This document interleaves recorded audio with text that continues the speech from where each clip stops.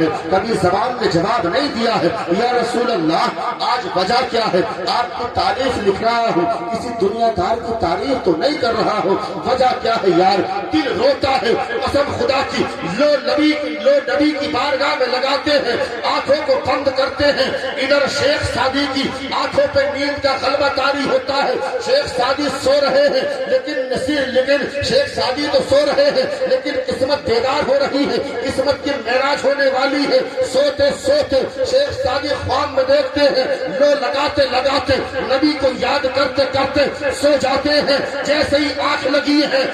لگی ہے خواب میں دیکھتے ہیں کہ نبی مدینے سے چل کر شیخ سعدی کی کٹیا میں تشریف لے آتے ہیں۔ نعرہ تکبیر، نعرہ رسالت، مسلک اعلی حضرت مفتی مظفر حسین صاحب قبلہ، پیر طریقت قاری علی الرحمان صاحب قبلہ، نعرہ تکبیر،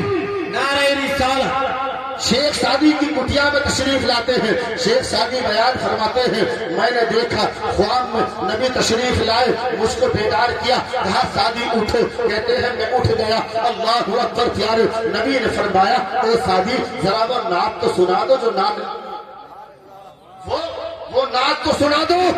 جو نعت لکھی ہے۔ شیخ سعدی کہتے ہیں یا رسول اللہ نعت تو پوری نہیں ہوئی ہے، نبی فرماتے ہیں ذرا پڑھ کے تو سناؤ۔ شیخ سعدی پڑھتے ہیں بلغ العلا بکمالہ کشف الدجا بجمالہ حسنت جمیع خصالہ۔ سعدی رک جاتے ہیں، نبی فرماتے ہیں پڑھو، پھر پڑھتے ہیں بلغ العلا بکمالہ کشف الدجا بجمالہ حسنت جمیع خصالہ۔ شیخ سعدی پھر رک جاتے ہیں، نبی فرماتے ہیں سعدی پڑھتے کیوں نہیں ہو؟ سعدی عرض کرتے ہیں یا رسول اللہ یہی تو وجہ ہے، یہی تو ماجرا ہے، یا رسول اللہ 3 مصرے تو لکھ دیے ہیں لیکن نعت پوری نہیں کر پا رہا ہوں، 4تھا مصرا یاد نہیں آتا ہے۔ نبی نے فرمایا سعدی پڑھو، تو سعدی پڑھتے ہیں بلغ العلا بکمالہ کشف الدجا بجمالہ حسنت جمیع خصالہ۔ جیسے ہی سعدی نے کہا حسنت جمیع خصالہ، نبی نے فرمایا سعدی رکو مت، پڑھتے کیوں نہیں ہو؟ صلو علیہ وآلہ، صلو علیہ وآلہ۔ تبھی تو کسی شاعر نے کہا ہے واللہ وہ سن لیں گے فریاد کو پہنچیں گے، واللہ وہ سن لیں گے فریاد کو پہنچیں گے، ایسا بھی تو ہو کوئی فریاد کر لے دل سے۔ آج ہم کہتے ہیں یار دعا قبول نہیں ہو رہی، دعا قبول نہیں ہو رہی، دعا قبول نہیں ہو رہی۔ یار دعا کب قبول ہو؟ پہلے دعا کے لیے یہ تو دیکھے آدمی کہ دعا کرنے والا ہے کیسا۔ دعا نماز ہوتے قریب نہیں ہے، پریشانی آئی تو نماز پڑھنے چلا گیا، دعا کی، سوچ رہا بس کام نکل جائے، پھر میں ہوں اور مسجد ہے، بس کام نکل جائے، ایسی دعا قبول نہیں ہوتی ہے۔ بلکہ دعا اللہ کے نبی صلی اللہ تعالی علیہ وسلم نے ارشاد فرمایا الدعاء مخ العبادہ، دعا عبادت کا مغز ہے۔ پتہ چلا عبادت کرو، متقی بنو، پرہیزگار بنو، حلال کھاؤ، حرام سے بچو، نبی کی محبت کو دل میں پیوست کر لو، پھر نبی کی جانب لو لگا کر نبی کی بارگاہ میں عرض کرو آنے دو یا ڈبو دو، اب تو تمہاری جانب کشتی تمہیں پہ چھوڑی، لنگر اٹھا دیے ہیں۔ پھر دیکھو کیسے دعا قبول نہیں ہوتی ہے، کیسے دعا قبول نہیں ہوتی ہے۔ اعلیٰ حضرت رضی اللہ تعالیٰ عنہ جب حج کو جا رہے تھے نا تو سمندر میں طوفان آ گیا، سمندر میں طوفان آیا، اعلیٰ حضرت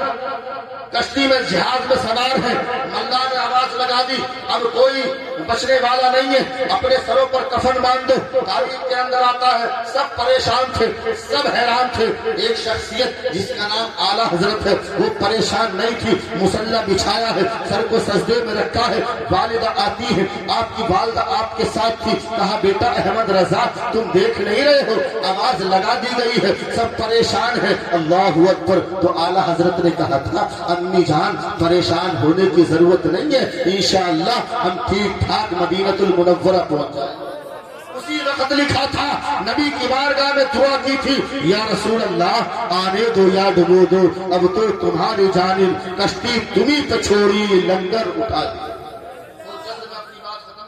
ہمارے ناظم صاحب مدینہ المنورہ جا رہے ہیں، مکہ المکرمہ جا رہے ہیں، اللہ کے حقوق ادا کر کے جا رہے ہیں انشاءاللہ۔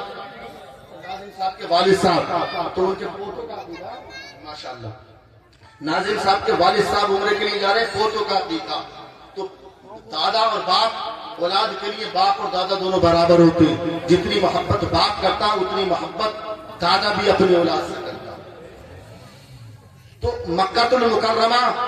میں کعبہ شریف اور مدینہ المنورہ میں نبی کریم صلی اللہ تعالی علیہ وسلم کا روضہ مبارک ہم مکہ المکرمہ میں کعبے کا دیدار بھی کرتے ہیں اور مدینہ المنورہ میں نبی کے روضے کا دیدار بھی کرتے ہیں لیکن ایک سینکڑوں برس پہلے ایک علمی اختلاف ہوا کہ مکہ افضل ہے یا مدینہ افضل ہے مکہ افضل ہے یا مدینہ افضل ہے تو علماء کے ایک گروہ نے یہ کہا کہ مکہ افضل ہے اور دلیل ہے جی قرآن میں لا اقسم بہذا البلد پروردگار عالم نے اس شہر کی قسم فرمائی اور بعض علماء نے یہ کہا کہ مکہ نہیں بلکہ مدینہ افضل ہے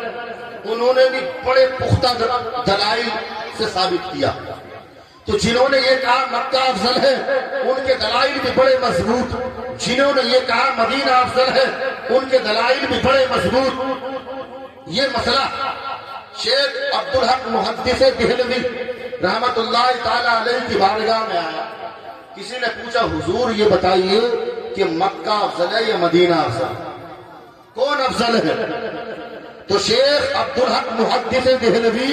رحمت اللہ تعالی علیہ نے فرمایا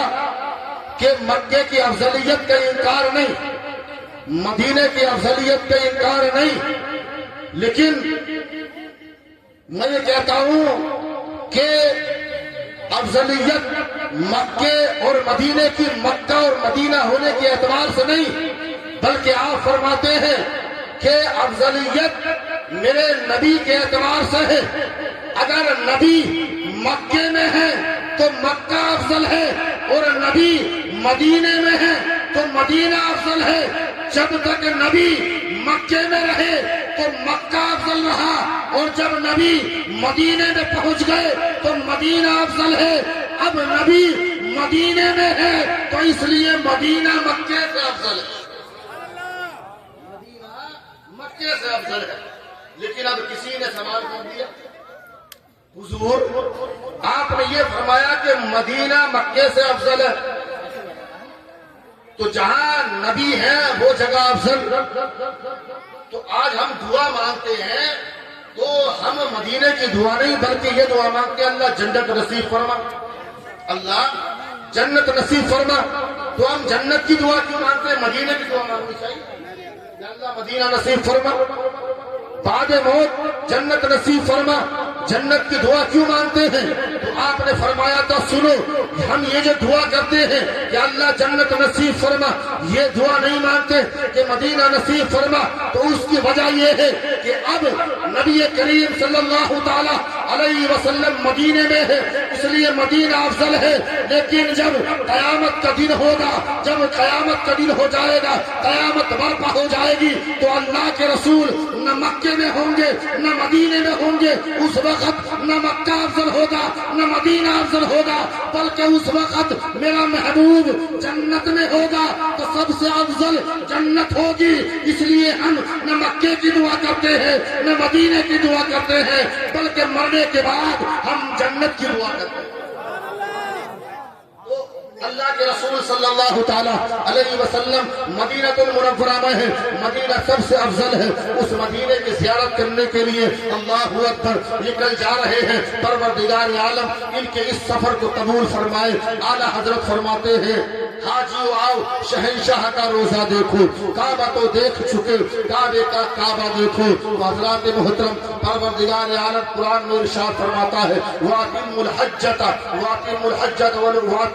الحج والعمرۃ للہ کہ تم اللہ کے لیے حج و عمرہ مکمل کرو پروردگار عالم نے تمہیں استطاعت دی ہے پیسہ دیا ہے تو حج ادا کرو اور اگر حج کا استطاعت نہیں ہے کچھ کم پیسہ ہے تو اللہ کے رسول صلی اللہ تعالی علیہ وسلم کے روزے کی زیارت کے لیے عمرہ ادا کرو، لیکن ایک بات بتا دوں،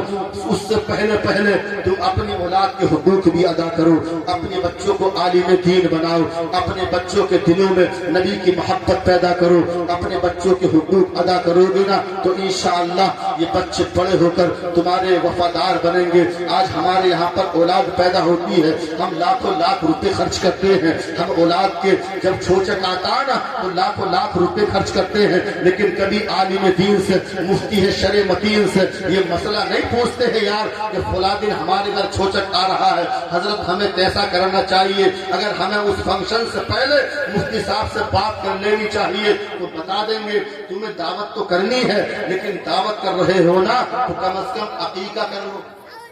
دعوت تو بہت لوگ کرتے ہیں تو عقیقہ کر لو، اس لیے دعوت بھی ہو جائے گی اور اللہ کے پیارے حبیب صلی اللہ تعالی علیہ وسلم کی سنت بھی ادا ہو جائے گی۔ شاعر کہتا ہے خوب کی شاعر سیر چمن، پھول چنے شاد رہے، باغ با جاتا ہوں میں گلشن تیرا